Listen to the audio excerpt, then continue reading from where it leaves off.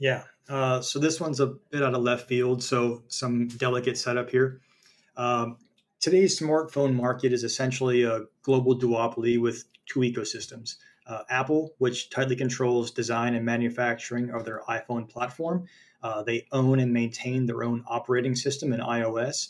They operate a global software distribution platform, the App Store, and over time they continue to bring more and more in house, including the design and customization of silicon. Then you have Google, which owns and operates the Android OS. Google differs a bit in the hardware side. Outside their flirtation with the Google branded Pixel, the vast majority of their phones are designed and manufactured by third parties, nearly all of them in the East. The payoff for them is operating their own software distribution platform, much like the console business. So the emergence and sheer dominance of these two ecosystems has, put a lot of bodies in the wake. Palm, BlackBerry, Microsoft, Amazon, Facebook. The list goes on and on.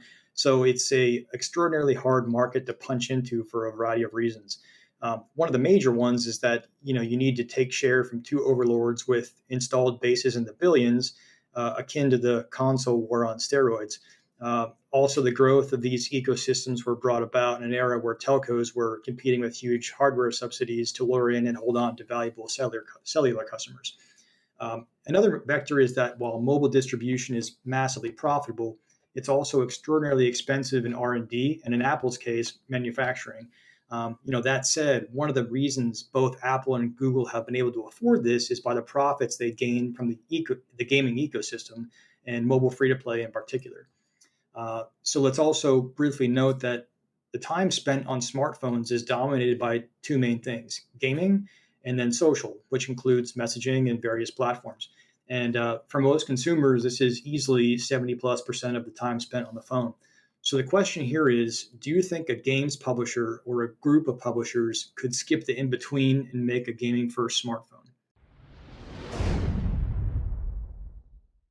Today's episode is sponsored by Data.ai. To access estimates for rankings, downloads, revenue, usage, or engagement for millions of apps on the App Store and Google Play, sign up for Data.ai. There are gaming smartphones today, like Asus ROG, like has ROG branded smartphones from Asus if you're an Android and you like those. But I think what you're talking about is a gaming publisher building their own effectively high-end mobile phone as a mobile handheld console, right? I mean, I think that's where you want to take this. So it's not just make a phone with high-end specs and sell it at a very low margin like Asus does. It's one of these behemoths coming in and saying we're going to make a high-end phone integrated with software. Right. And so, like, the major crux of this argument would be that this is not a valuable business to get into unless you own the distribution. So, any kind of smartphone manufacturer where they're making a phone that adheres to like the Android standards has been shown over time to be a loss-making business.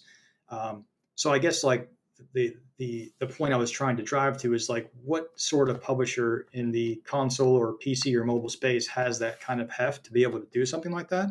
And the one that keeps coming to mind is Nintendo. And if you look back at like Pokemon Go, for instance, is a good example. 500 million lifetime installs, 250 million of those came in the first quarter alone.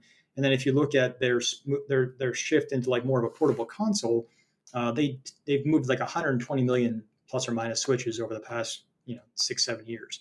So like Nintendo has been hesitant to shift to a mobile gaming player because they want to be the distributor, and it's against their values to like monetize irresponsibility. They want to shove out premium products that people can enjoy over a long period of time. They already have strong relationships with third-party developers, which has expanded in the Switch era, and that again, most use cases for phones are gaming and messaging. So you think about a high-end smartphone BOM of 450 to 550. Apple is able to sell that for 2x that, but they're a luxury brand, and that's a completely different discussion. Yeah, maybe a little bit higher than that, but it would be a more expensive proposition for someone like Nintendo to do this. But what do you think about the possibility of like Nintendo having a smartphone that would have access to like their full breadth of IP that they would develop on for the next 10 to 20 years as a platform? Love it. Love it. I think it's yeah, it's to me this is like an amazing to your point, Brian, I think if anyone can do it, I think Nintendo is definitely in the best positioned. I think we've talked about the importance of first party exclusive content. If there is a mobile phone, and like the mobile phone and the iPhone basically killed the DS, right? And so there's also an existing market of people who love portable gameplay, and a lot of the content that we used to play on DS is, I mean, it's kind of we got to use a DS to play it. So, if there was a phone and, the Nintendo App Store included, exclusive titles only on the Nintendo phones, and the issue with Android and like a lot of the messaging you see from Apple is around privacy and safety, like who do you trust as much as Apple? Like Nintendo is one of those handful of brands on one hand that families trust, right? So I think that if you created like it would have to be like, screw Android and all the nonsense and things like that. Like fully vertically integrated, they build a custom software experience. That's the part I'm not sure it's gonna be great. But I do think like if they can get that to be great and feel kind of like iOS, and then have the exclusive games. And you can imagine, I can imagine any kid at their school with their Nintendo phone playing the playing the Pokemon game that you can only get on that phone. And then all the other kids are going to be like, "Hey, mommy, hey, daddy, get me the Nintendo phone right now." If they remastered the original Pokemon Red and Blue and made that like that came with it, like I don't even need to see the Yeah, price. just Just put the here's my whole credit DS card. Just catalog charge on me. there, right? Like Like, yeah, I Advance don't even need Wars. new games. I just Yeah, want the catalog of stuff to play through again. Like, yeah, just take my money. But I just speculating. Like, Amazon could provide Fire OS. Like, they could do something with Amazon for the operating system for the software stack because Nintendo's OS software, like on the consoles, is largely crap. yeah. Like, it's awful, Agree. right? And you were saying that nicely. I'll say it not nicely. But if you go to Amazon, you say, "Hey, we'll do a deal for a Nintendo phone, a Nintendo phone." I don't know, come up with some fancy name.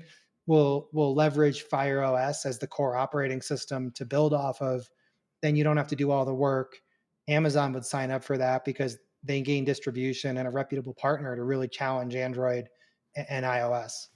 Yeah, as someone who used to own a Fire phone, I would say maybe they should just start from scratch and just build a custom Nintendo thing. But yeah, but I think the No, idea. but Fire OS has gotten better. They have the Fire Sticks and things like that. Like, Okay, they're workable user interfaces. Like, I'm not sure you can entirely say that the Switch user interface is yeah, no, entirely I'm workable not saying sometimes. that's good. I'm just saying maybe they get a new Navy SEAL strike team, to do the mobile OS for them. But Yeah, that's probably one of the biggest hindrances I would think is just the development of. I mean, because even iOS and Android get a lot of crap for things that they haven't implemented over time. But you have to remember these have been like pieces in motion for a dozen years now, and they've all the features they've had to put into place, even around like privacy and how much time you use the damn thing, and all the ad sharing and figuring out how to get installs into the phones.